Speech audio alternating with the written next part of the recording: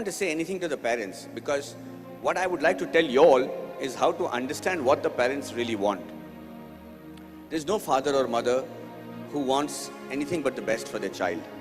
Now you must remember, they come from a not smartphone generation era, where engineering or being a doctor or being an accountant or doing the family profession was considered the greatest security.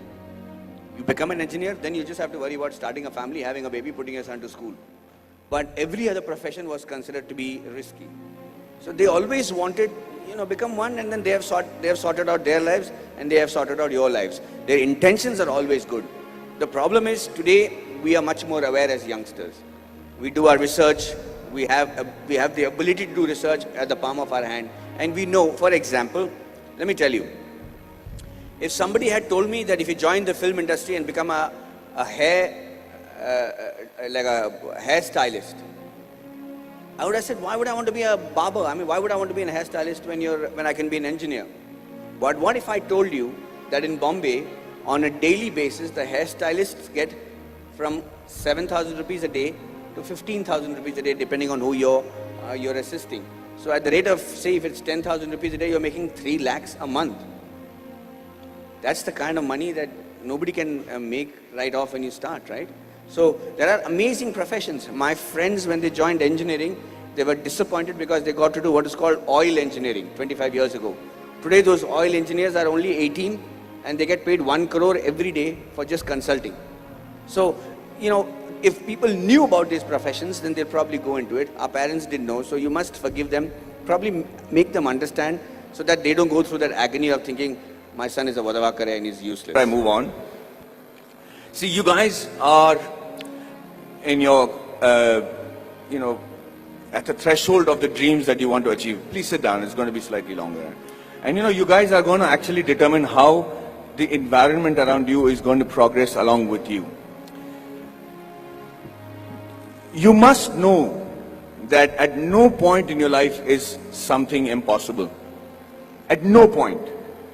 You could be in a place, you could be born and brought up in a place like Bihar, like I have done, and be a big enough star to come and talk to people in Coimbatore as a star. Or you could be in the industry like the Tamil and Telugu industry and be known as the most exciting director. Rajmouli suddenly decides that he can make a film which is, if not better, but at par with Hollywood. And he does that staying in India, and he hits the ball right out of the park. He becomes historic in just that one moment. There is a huge lesson to be learned on things like that. Everybody keeps saying success is when the right opportunity meets the right preparation, right? So you can't have the right preparation by being the engineer that you want to be, and you keep looking out for that right opportunity. But what makes the right opportunity and the right preparation come together? When does that synergy happen for you to be prepared for it?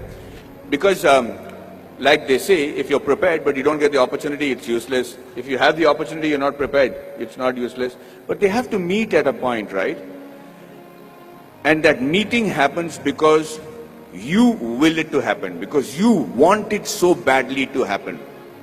I could be walking down any street, I could be anybody, but why did that one director come and meet me and wanted me to act in that television serial? If you look at every next step in my career, I have never prepared for it. I have never imagined that this could happen. I never imagined that Mani Ratnam will call me. How would Mani Ratnam know about a guy who's doing a television series in Bombay without even seeing one episode of mine? So let's come back to that one point that happens, the synergy that happens between the right opportunity and the right preparation. And that happens when you have what is called situational awareness. So let me tell you a little bit about situational awareness. Situational awareness is when, as in the army, they say you're completely aware of what is happening around you at all times. So, as I was saying, the situational awareness happens when you're completely aware of everything that is going around you at all times. And you should be able to do that. When we are in the army, and if you're walking down the ground, parade ground, anybody who's involved with the defense will know what I'm saying is the truth. And if there's an officer walking away from the other side of the ground, you have to stop and salute him and say, Ram Ram Sarji, or whatever is the call of the unit. If you don't, they'll give you a brick in your hand and you have to shave with that brick. So, thank you, that's awesome. So, The situational awareness is because you should know when the enemy is around you or when there is danger around you. You know how that is taught to you from when you're a child? That's taught to you in the form of good manners, in the form of being courteous. So when you say a good morning, or you're saying a good afternoon, or you're looking around and helping a teacher who's carrying a book and being aware that she needs help, or you're watching around and stepping over a drain and not tripping on yourself, you should know that you're fairly evolved in the art of situational awareness. That's why people insist on teaching children good manners. And anybody who has good manners, it's not just a desire, it's not the desire just to be considered to be a polite guy, but the ability to know when somebody needs to be wished, somebody needs help, somebody is in need of assistance, or somebody has to run away. And that's why you teach your child good manners. And I will tell you today, from the bottom of my heart, I might not be completely worthy of some of the opportunities that I got, but I grabbed it like hell. And I got those opportunities simply because I was a very well-mannered person. I was able to... Yeah, so, and with that manner, with the way you walk, with your gait, the kind of words that you use, it's very common to use normal language when you're friends and everything, but most people don't even have a vocabulary.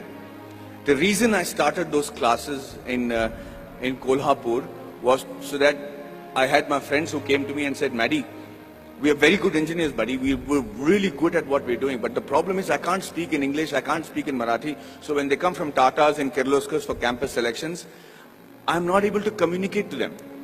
They don't even observe a Kolhapuri boy wearing a terracotta pant and a shirt and wearing chappals and don't even consider that he could be a good engineer.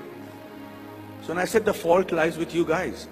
He says, you have to break the clutter. Nobody's going to come and say, hey, you know what, maybe you're a good engineer, let me give you a shot. You have to be noticed in that very first instant. And for two reasons. One is that either you should know what is a good profession for you. If you're not able to make an impression, then quickly change it. This is not the be-all and end-all. The engineering or whichever subject that you choose to major in when you're in college does not literally have to be your lifelong profession. But give it a shot. At least know if that is a profession that you really want to pursue and excel in, because that's the only way you'll survive, is if you excel in it. If you excel in it to such an extent that you think, sleep, dream, eat, breathe that particular job.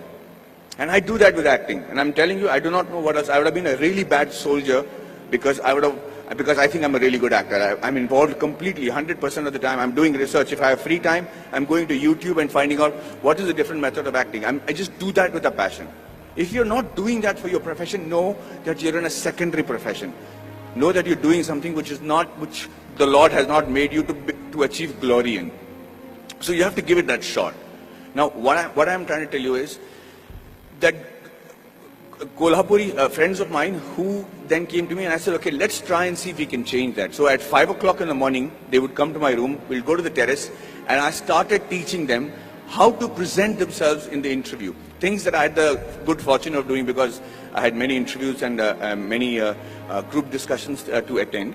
And then I started with basic things on how to shake hands, how to look somebody in the eye and speak. How do you introduce yourself? How do you shake hands with a lady as opposed to a man? How do you speak on a phone? What is dining table etiquettes? What's telephone etiquettes? When do you use a shrimp fork or a salad fork or people might think I don't require that. I'm never going to work on those things. I'm doing my father's business. But you never know.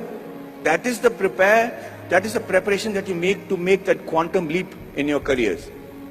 These are basic things. You have to know that. You have to know how to dress correctly. You have to know if you have body odor. You have to know whether you're spitting on people's face and how to stop it when you're speaking. If you don't do these things, ladies and gentlemen, you will be in an average life, doing an average job and living an average life. Having said that, I'm not saying that is wrong. That could be your calling. My father is very happy living that sort of a life because they don't live in extremes. But if you have a passion and if you have a desire to be exceptional, if you have a desire to be seen apart from the crowd, then this is the bare minimum thing you should do. So, Govardhana Giridhara Govinda